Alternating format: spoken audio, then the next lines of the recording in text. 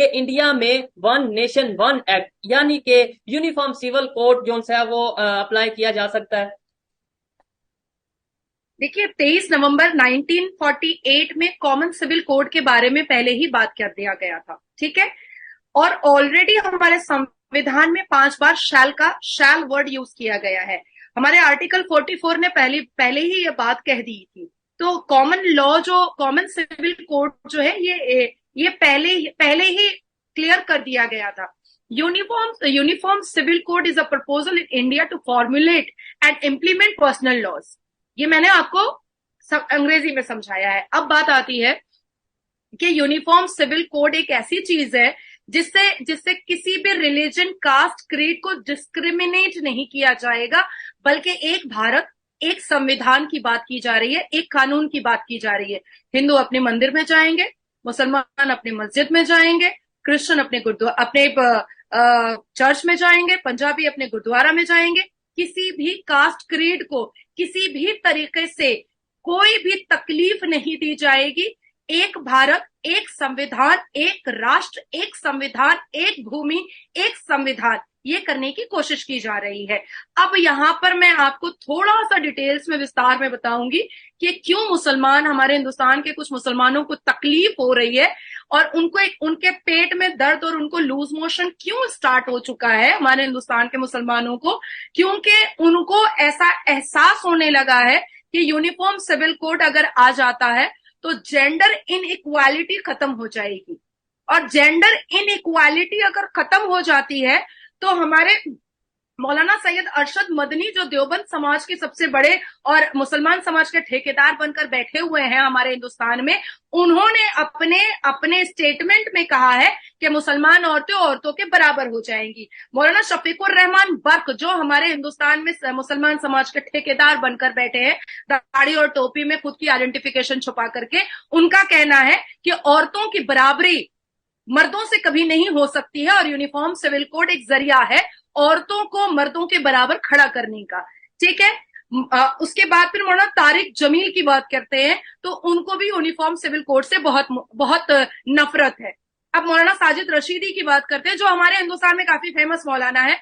तो इन लोगों को यूनिफॉर्म सिविल कोड से बहुत नफरत है, क्योंकि इनके मजार में चादर का जो पैसा आता है, लुकुनदाने का जो पैसा आता है, फूल का जो पैसा आता है, डोनेशन का जो पैसा आता है, अगरबत्ती का जो पैसा आता है, इत्र का जो पैसा आता है, चंदा का जो पैसा आता है, फितरा का जो पैसा आता है, जकात का जो पैसा आता है, लैंड माफिया जो वक्फ बोर्ड पर चल रहा है, इन सारी चीजें, ये सारी धंधाबाजी इनकी बंद हो जाएगी, जिसकी वजह से इनके पेट में दर्द स्टार्ट हो गया है।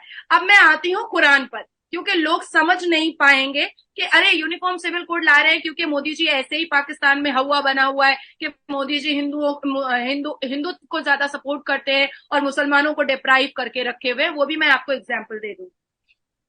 हलाला, सूर्य अल बकर वर्सेस 2.230 में ये साफ लफ्जों में लिखा हुआ है, हलाला इज अ सिन। कुरान कहता है इकरा, पर हमारे मौलाना कहते हैं मत पढ़ो, लड़कियां मत पढ़ो। और लड़के ऐसे भी पढ़ने में कोई दिलचस्पी रखते नहीं है। मुसलमान लड़कों को फ्यूचर करियर, इंजीनियर, डॉक्टर बनना, साइंटिस्ट बनना, इन सब चीजों में, पायलट बनना, इन सब चीजों में कोई दिलचस्पी होती नहीं है। कुरान कहता है जेंडर इक्वालिटी के बारे में सूरह अन-निसा में, पर मौलवी कहता है कि जेंडर इक्वालिटी नहीं होने देंगे, हम मुसलमान औरतों को अपने बराबर में आकर खड़ा नहीं होने देंगे, जबकि कुरान कहता है सूरह अल-निसा में कि जेंडर इक्वालिटी। अब आते हैं सूरह अल अहज़ाब में, चैप्टर 33 वर्सेस 59 में, जिसमें जिलबाब वर्ड अरबिक में यूज किया गया है, जहां पर यह बताया गया है कि औरतों को लूज कपड़े, मतलब लूज आउटफिट पहनने की जरूरत है। हिजाब, बुरका, अबाया, इन सारी चीजों का कोई भी जिक्र पूरे कुरान में नहीं है। ये मैंने आपको पूरा कुरान के हवाले से बता दिया है।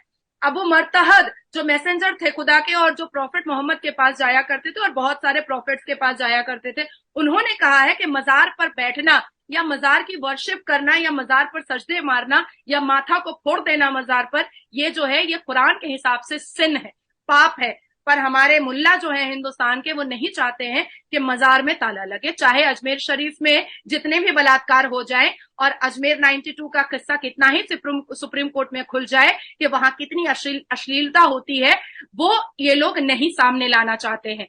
क्योंकि अब बात ऐसी आती है कि जहां पर गंद मचता है तो बात आज आए या 10 साल बाद आए, बात तो खुली जाती है। मैं कहना चाहती हूं कि जब निकाह करते वक्त 3 बार कबूल है पूछा जाता है लड़कियों से, तो 3 बार तलाक बोलने से पहले पूछा क्यों नहीं जाता है?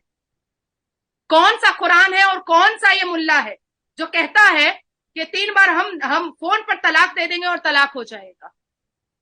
14 मुस्लिम ममालिक ने, 14 मुस्लिम कंट्री ने तलाक को बंद करके रखा। हिंदुस्तान का मुल्ला यहां पर 2016 तक तलाक कराता रहा पैसा ले लेकर के, और 17 में जब मैंने पिटीशन डाला सुप्रीम कोर्ट ऑफ इंडिया में, तब जाकर के इसका बेंचमार्क और हिस्टोरिकल जजमेंट आया कि इस तलाक को बंद किया जाए, और हमारे पार्लियामेंट में, हिंदुस्तान के पार्लियामेंट में इस पर बिल आया कि इसको बंद किया जाए और इस पर कानूनी कार्रवाई की जाए और कड़ी से कड़ी सजा दी जाए। 3 से 7 साल की सजा है।